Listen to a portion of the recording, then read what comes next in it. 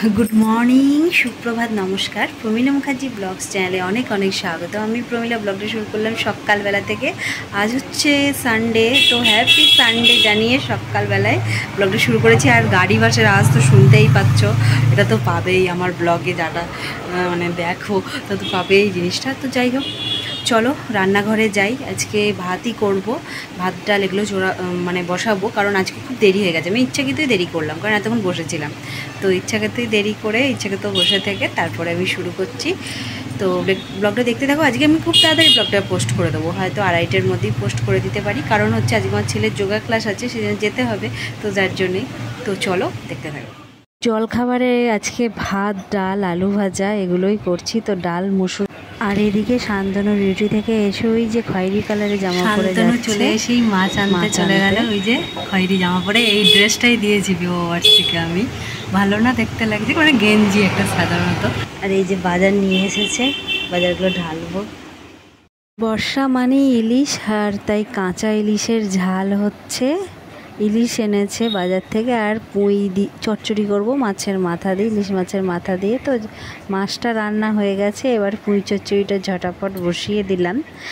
বর্ষা মানে ইলিশ, আর ইলিশ খেতে কার না ভালো লাগে, যারা ভালোবাসে তো খুবই ভালোবাসে। আমার তো খুবই প্রিয়, আমার ছেলের, তারপরে শান্তনু, সবার প্রিয়, সবারই প্রিয়। তো যাই হোক, এখন পটল আলু এগুলো দিয়ে যেমনভাবে চচ্চড়ি করে, আর কুমড়ো দিয়ে ওই আজকে এই চচ্চড়ি হবে, পুঁই চচ্চড়ি আর ইলিশ মাছের ঝাল। তো কমপ্লিট কাঁচা করেছি আজকে আর ভেজে করিনি, জাস্ট কাঁচাই করেছি। তবে মানে পাতুরি বা ভাপে ওগুলো না, এমনি ইলিশ মাছের কাঁচা ঝাল।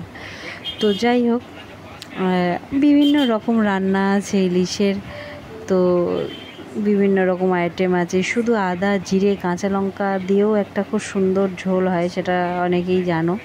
আবার এমনি শুধু কাঁচা লঙ্কা দিয়েও, নুন হলুদ দিয়েও ইলিশ মাছ, মানে ইলিশ মাছ এমন একটা মাছ যে যেভাবেই খুশি রান্না করা হোক না কেন দারুণ লাগে, অপূর্ব লাগে। মানে বর্ষা মানে ইলিশ মাছের রানীকে নিয়ে যে কি বলবো, কি করব, কি আধিক্যতা আছে ঘিরে, সে আর বলার নয়। কারণ ইলিশ প্রেমীরা বোঝে ইলিশের যে মর্ম। একটু ভাজা হলে তার মধ্যে মাছের তেল, এর থেকে আর স্বাদে গন্ধে মাতোয়ারা আর কিছু কি লাগে আর ইলিশ ছাড়া, সত্যি যাই বলো তাই বলো। তবে এগুলো সব বাচ্চা ইলিশ, খোকা ইলিশ, এখনও তো বড় ইলিশটা খাওয়া হয়নি। হয়তো বড় ইলিশের দামটাও বেশি, আমি তো জানি না, এখন শান্তনু গেছে বাজারে আনতে। তো যাই হোক, দামটা হয়তো বড় ইলিশের বেশি হবে। তবে পদ্মার ইলিশটা কারা কারা খেয়েছো, বেশ ভালো লাগে না? আমারও ভালো লাগে, আমি 1-2বার খেয়েছি, বেশ ভালোই লাগে, দারুণ লাগে। তো পদ্মা ইলিশের পেটে যে মাছের যে ডিমটা থাকে না, দারুণ লাগে। এটা ঝাল করে খাওয়ার সময় যে ডিমটা মুখে পড়ে, তখন যা স্বাদ, বাহ! মানে কি বলবো, আমার ইলিশের কথা শুনলেই জিভ দিয়ে জল চলে আসে। আমি এতটাই প্রিয়, মানে এতটাই ইলিশের প্রেমী যে ইলিশকে আমি এতই ভালোবাসি, মানে এত খেতে ভালো লাগে। তো যাই হোক, খুবই একটু বেশি আজকে একটু ইলিশ নিয়ে মাতোয়ারা হয়ে পড়েছি। তো এখন রান্নাটা ঝটপট করে সেরে নিচ্ছি, দিয়ে একটু রেস্ট নেবো, কারণ বলতো আবার সেই দুপুরবেলায় যাওয়া, তো কষ্ট করে যেতে হয় আমাদের।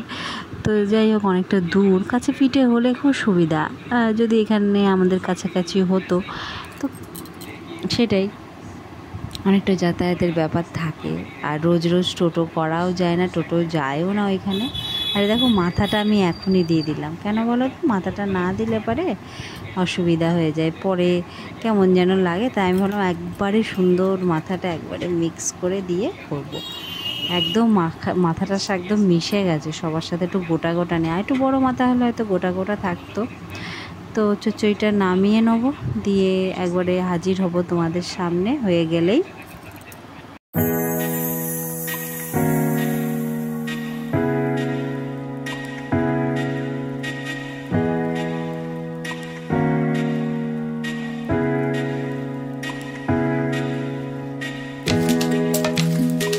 মাছের মাথা দিয়ে হয়ে গেছে, আর ইলিশ এই যে একটু ঝোলটা বেশি করে নিচ্ছি, কারণ ডালটা শেষ হয়ে গেছে দুপুরের, ওই জন্য।